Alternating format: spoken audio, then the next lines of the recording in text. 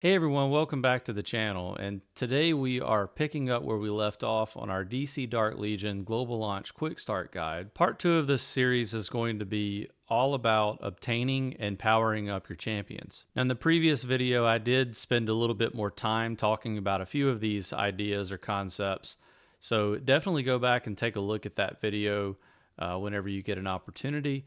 But let's go ahead and jump in and talk about some of the early ways that you can obtain champions. Now, at the time of this video, pre-registration is still going on and global launch has not happened.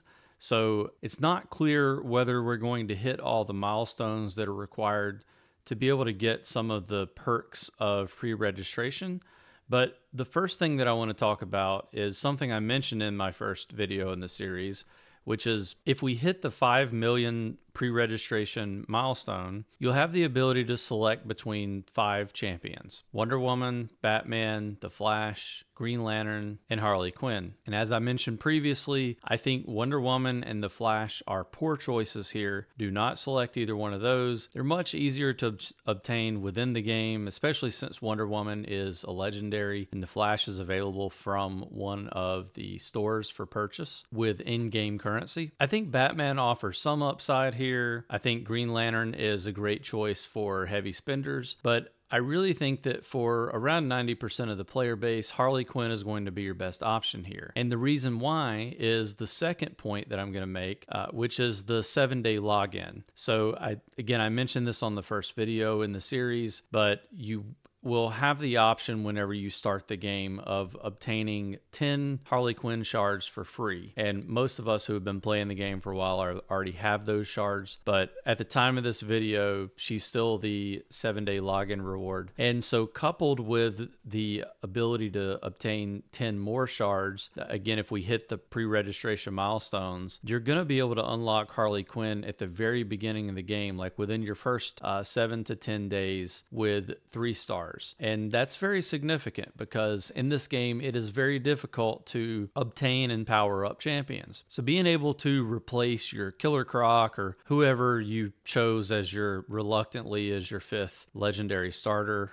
when you first download the game is really nice. Now, the third way that you're going to be able to obtain solid champions at the very beginning of the game is the Path of Justice. Path of Justice is a 100 node or 100 quest event that does not have a time limit, where you're going to have to hit certain milestones on your account. You're going to have to do some fairly difficult missions, training simulator, and really just the whole gamut of different exercises within the game in order to hit the end of Path of Justice. But once you get there, you're going to have the ability to, you'll get, I guess it's called like a Mythic hero selector, but you'll be able to get 10 shards of certain different heroes. Importantly, I think that the only 2 relevant choices here are Lex Luthor and Poison Ivy. I chose Poison Ivy, and I think most people probably should. But if you just know that you want to build Legion of Doom, Lex Luthor is actually a pretty solid choice as well. The reason I chose Poison Ivy and the reason I would recommend for people to choose Poison Ivy is that she's actually a pretty good healer and she can do significant damage. So she offers a lot of upside in several different game modes. Now, she's probably not going to be as good as Mira for just, core healing. She's definitely a character or a champion worth having in your roster, especially once you're able to pull her a little bit or obtain her shards through other means. And we'll talk about some of those. Now, I do want to mention briefly, and we're going to be talking about this in our economy deep dive, which will be a few videos from now, but you will also be able to almost immediately purchase shards of different characters in the game. Now, there's one deal, which is the Batman starter, and I purchased the Batman starter package. I think it's a pretty good one for just being able to unlock Batman. And again, if you know that you're going to be a light spender, or if you know that you're going to well in the game, it might actually be worth choosing Batman in the initial, like the pre-registration selector, if we're able to get that. But just wanted to offer up the fact that you'll be able to purchase shards of Batman, and they're actually one of the better deals in the game. You will also be able to purchase what they're calling daily deals. These daily deals,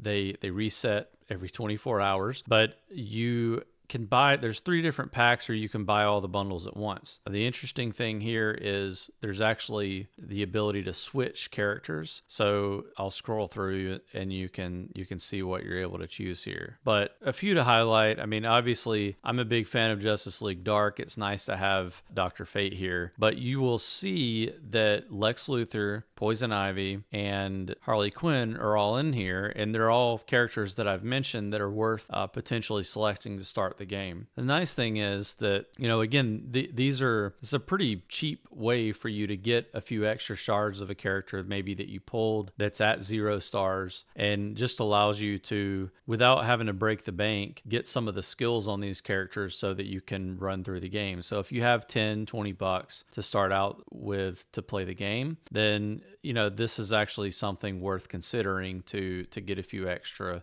shards of a character.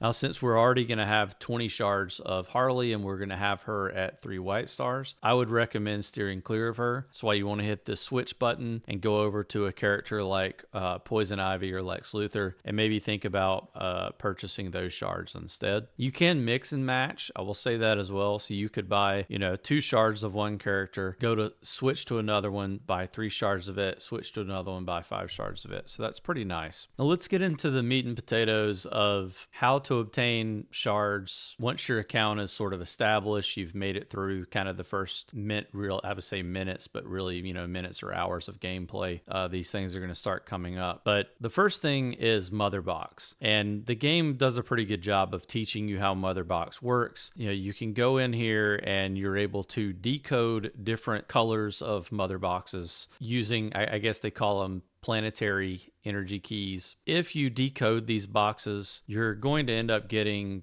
champion shards. You'll also get other rewards. The other rewards are typically not really that great. Like cash matters for the first few hours of the game, and then it really just doesn't matter at all. I think probably they'll find ways to make us spend our cash at some point down the road, but it's nice that you're going to be getting shards through this. I know there's a couple of different guides out there, but basically you need 500 points in Motherbox in order to get these red or divine energy keys. And this is what you're trying to get to, because you're going to be able to unlock mythic champions using the divine energy keys. You'll at least be getting shards of them, and so the more times you can cycle through mother boxes and get to the red or divine energy keys, the better. And the next way, and probably the most important way, I would say, to earn champion shards is through the bleed. And the bleed is where all of your 40 shard mythics, so they're calling them mythic plus champions in the game. This is where those kind of marquee type characters are going to show up, and you'll be able to obtain champions here using world Anvil fragments. And you can notice from this screen that there's boosted odds to obtain a few different legendary characters, and that changes from one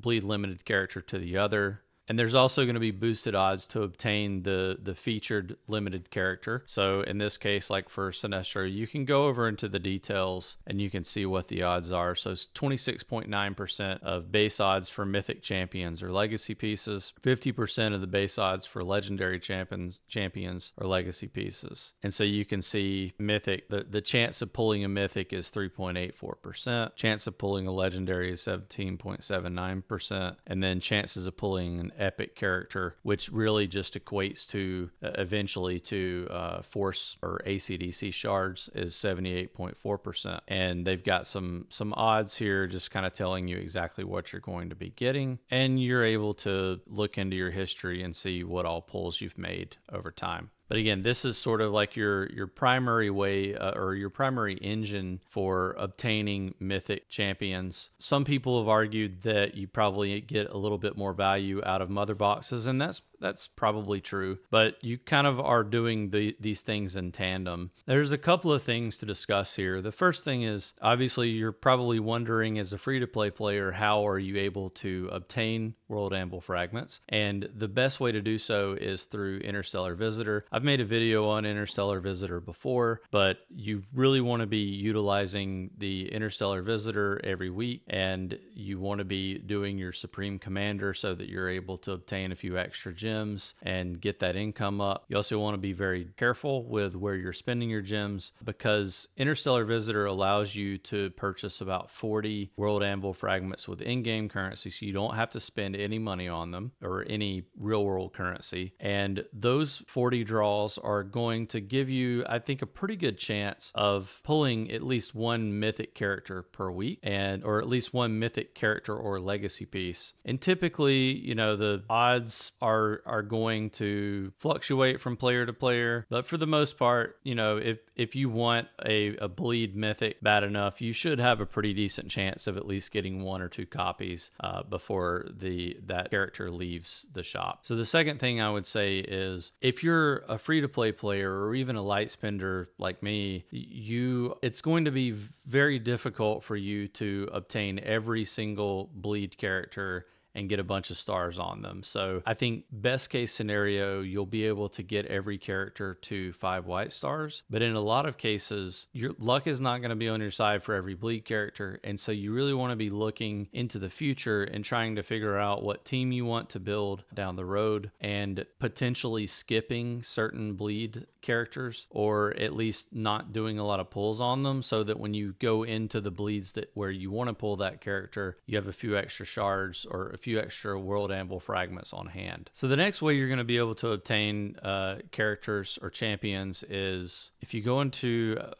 going into my inventory, you'll see this custom mythic champion shard. There are a few ways to obtain custom mythic champion shards, and the primary way is through Darkest Timeline. You can also obtain these mythic champion shards through some of the seasonal events. We just had a seasonal event that's about to be ending for Valentine's Day, and you are able to earn a significant amount of the mythic champion shards through that. The Darkest Timeline is going to allow you, we'll take a look at the rewards track, to earn one every now and then. Typically, Darkest Timeline resets once a week, and you should be able to obtain 1 or 2 of these shards per week. And in some cases, especially when you the first couple of times you do Darkest Timeline, you should be able to get 5 or 6 through that. And it's really nice because you are going to, I mean, it's a true way to focus farm certain champions that you're going after. There are some champions that are not available through this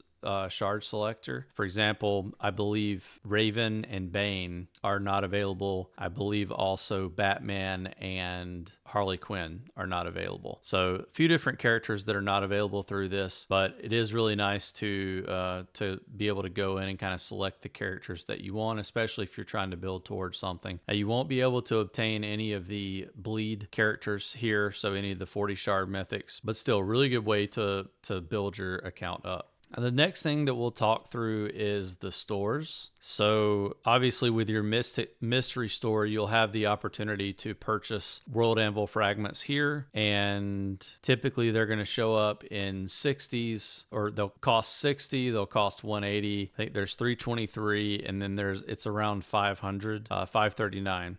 So usually if you look at these percentages, you can figure out whether or not it's a decent value. The ones that are 200%, so the 60 or the 180, are the best ones to buy, especially for someone who doesn't spend a lot on the game or doesn't spend at all. You have to be really careful about buying the 323 or 539 packs, because it will eat into your gem income and then you won't be able to spend in Interstellar. So keep that in mind. In the League store, you have the ability to purchase Shazam or the Flash. Now, I would exercise caution with buying these shards, because I don't really think either of these characters is super helpful for you to start out with. You really do need a little bit of investment on them, and they also do much better with very specific Justice League teams in mind.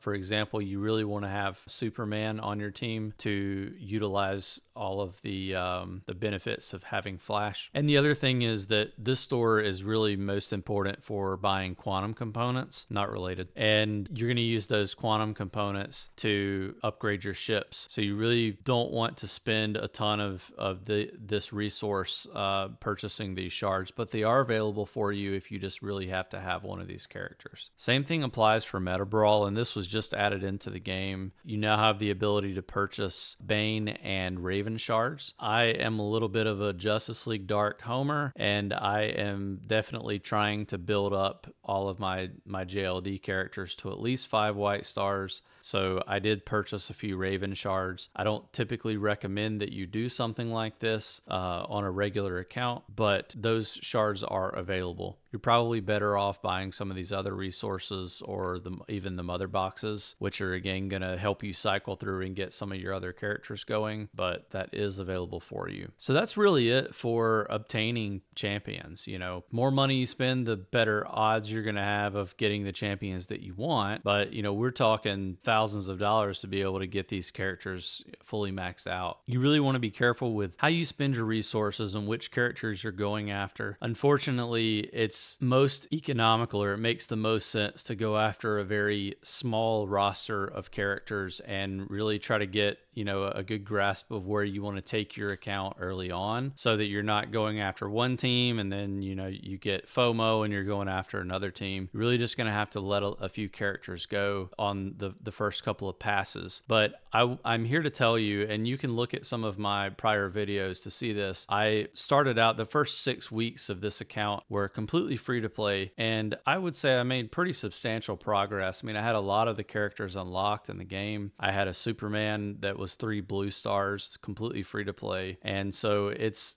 definitely possible to have a really nice account. You're just going to have to be patient and make sure that you're being as efficient as possible with how you spend and allocate resources. So next we're going to talk about powering up your champions. You've obtained them, you're trying to make them better. There are really 5 ways to power up a champion. So you have your levels, you have stars, you have gear, you have legacy pieces, and you have force or ACDC shards. So your levels are tied to your war room level. You can see I have Superman up to level 400 now, but it's saying that I have to upgrade to war room, upgrade my war room to level 30 in order to progress his level even further. Right now, the highest level in the game is level 35 war room, and I believe the highest character level or champion level is 580. But the higher you take the level of your champion, the more their gear is going to, or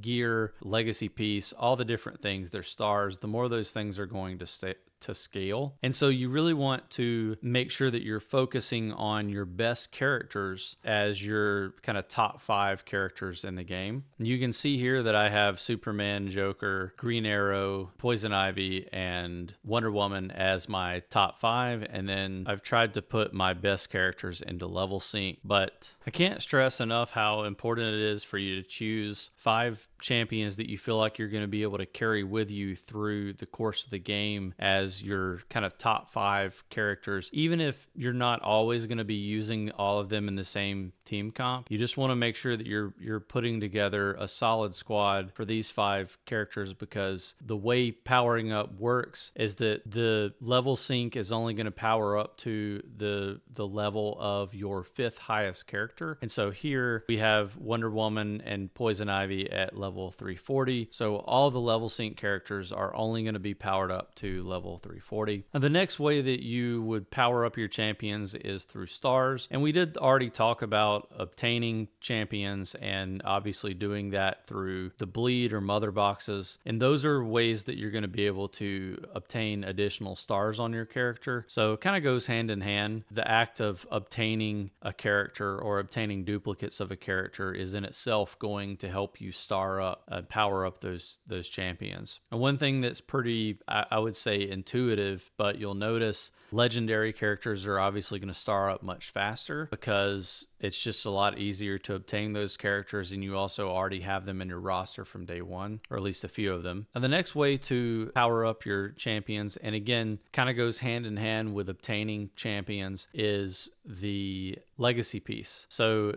you're going to be pulling legacy pieces through the bleed, and you also have the ability to obtain legacy pieces through the Monitor's Legacy Pass, which is paid, and the House of Secrets, which allows you to obtain certain legacy pieces for bleed mythics, and it's very, very difficult to get those. You have to get magic eyes, which are one of the most difficult to find and rarest resources in the game. Nonetheless, you are able to obtain obtain really nice legacy pieces through that. Now we'll be doing a future video, kind of a deep dive video on legacy pieces, so be on the lookout for that in the coming weeks. Suffice it to say that you really want to be looking at each legacy piece that you obtain for your account and trying to figure out, what stats go with which character. For example, Superman really loves attack, so you want to make sure that you're putting a legacy piece on him that has attack or maybe HP. Maybe a character like Wonder Woman, who is a tank, you want to make, or Guardian, you want to make sure that she has a decent amount of defense and men, and so on and so forth. So the fourth way you're going to be powering up your champions is through Force. And again, I'll be doing a deep dive on Force at some point in the future, but Force is upgraded through using a resource called AC/DC Shards. It's not quite as hard to get as Magic Eyes, but it's definitely one of the more premium resources in the game. You can't just buy your way, or at least for the most part, you can't buy your way into having more Force. Upgrading your Force tree here will essentially give a lot more strength to your characters, or I guess augments their abilities. So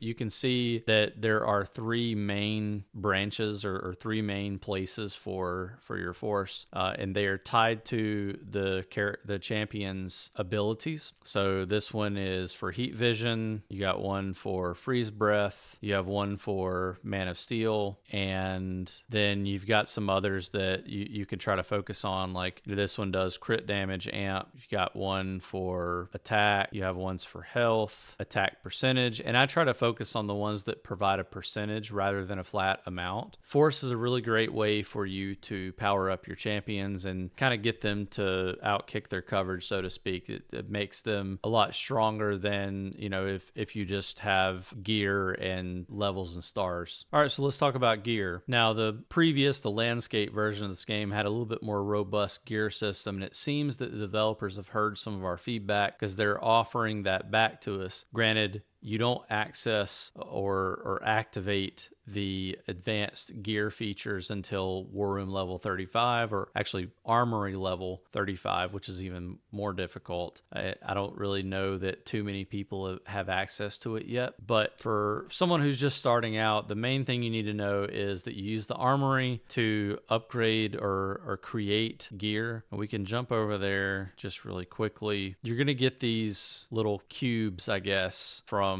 deconstructing, but you want to try to upgrade your Armory as quickly as you can. You start out and you're able to make green gear, which just getting any gear on your character at all is really nice. But then over time, as you craft gear and apply it to your champions, you're going to have some excess. And what you'll do is come here to your Armory, go to deconstruct, select these items that you want to get rid of, and then you can deconstruct, and you can see that it's going to give me a certain amount of building blocks. Now I need a ton to get to the next level. I'm going to try to get there in the next couple of days, but you deconstruct, you get those building blocks, you're able to upgrade this room. And when you do that, at certain milestones, you're going to be able to upgrade to where you can make better gear. And I'm getting really close to the point where I can make Mythic gear for all of my champions, or at least for my my Guardians and Warriors. And it's going to heavily increase the amount of damage that I can do with those characters. Really just going to help their performance in general. And the last thing I'll say about gear, you go back into Superman, you can see that some of the gear has a tag bonus. So if we go in here, it tells you for Justice League characters, which Superman is, gear attributes are increased by 20%